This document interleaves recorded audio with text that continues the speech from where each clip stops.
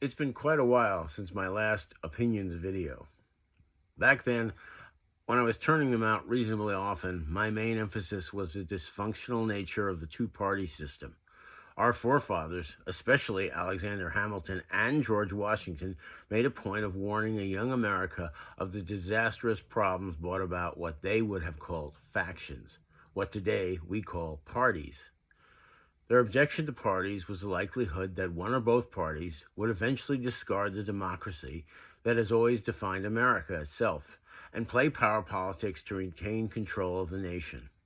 Now, from where I sit, that is exactly what has happened in the last few years. And whether you hate Democrats or don't care one way or another, a coup is a problem for you. Why? For the same reason this country was founded as a democratic republic. As much as you may think you're winning today, you may very well be losing later on. Just look at the shifts in partisan power that have taken place in the last 2 decades. The Democratic Republic was founded so everybody would have a bite at the apple. You will be happy being a power player and screwing the bad guys, whoever you think they are, only as long as you're the one on top. I still think the two-party system is awful. And remember, we didn't start out with GOP and Democrats. Even the Republican Party was politically different at the time of Lincoln and probably would horrify the current members of the Republican Party today. It was very different. So as our forefathers tried to impress on us, our only hope is to accommodate as many views as possible, changing as time goes on. So where does that leave us? And what's most important for you to take into account when you make your political decisions? Let's start with the British. No, not Prince Charles. King George. If you don't know your history, he was the King of England at the time of the Revolution. What finally pushed our forefathers to revolt is they experienced being at the bottom of the food chain for too long. And that's why they did their best to make sure no one was at the bottom of the food chain permanently when they formed the United States after the Revolution. They wanted the politics of the nation to reflect what would be the changing views of the populace. And that's because King George didn't care at all what the populace needed or wanted. He just wanted to get what he needed to meet his lust for power and greed. Certainly, it wasn't a perfect system our forefathers put into place, but it's better than any dictatorship that some of you might quietly admire. This video is meant for those who want to do what King George did, use violence and intimidation to decide who should get what in the same country that is called the land of the free and the home of the brave. Do you see any contradiction? Maybe you'd be called a hard right extremist, but the name doesn't really matter. Ask yourself this. If someone told you you couldn't live the life you wanted, you'd be angry. So why do you think you can do that to somebody else? With all the effort that they took to take us out from under the boot of a royal beast like King George, why do you want us to go backwards? What probably you don't want to consider is that the people who you feel are your enemies barely know you exist and are distracted by putting food on the table to even consider replacing you or trying to push their views on you. The only ones doing that is the hard right. Now, why would you want us to go backwards? And I'll tell you why. Because you've never felt the pain. That's the biggest problem in this country. Very few people, including the leftmost left-leaning liberal or the hard right white supremacists, understand the pain of having somebody leaning with their boots on your neck by a literal monarch or any sort of fascist. I believe some of us think of the revolution as a meaningless historical event, and that you need to recreate exactly what caused the revolution in the first place because you don't know how horrible it would be to return to a fascist dictatorship.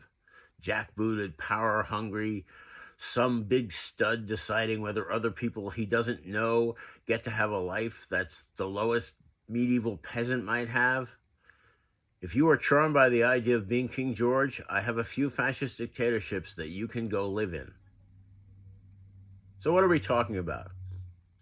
We're talking about the fact that rushing up the hill to the Capitol and bringing glory to yourself might make you think that you are the new forefathers.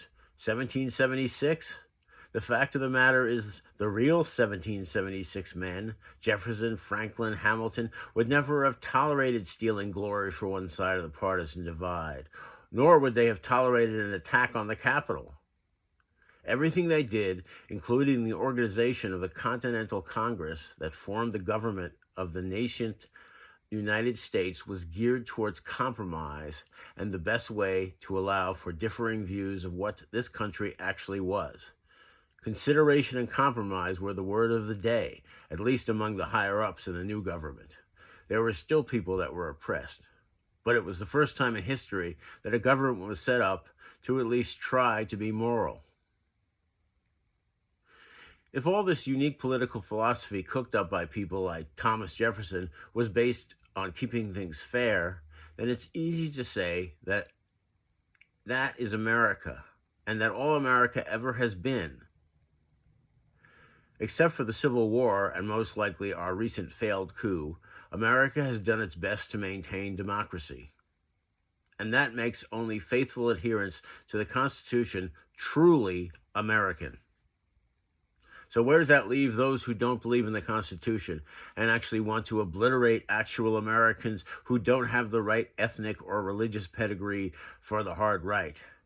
Has it occurred to you that a decent argument can be made, based on all I've said above, that those who want to throw out the Constitution and fool themselves into thinking you can stay on top by being fascists are not in any way Americans?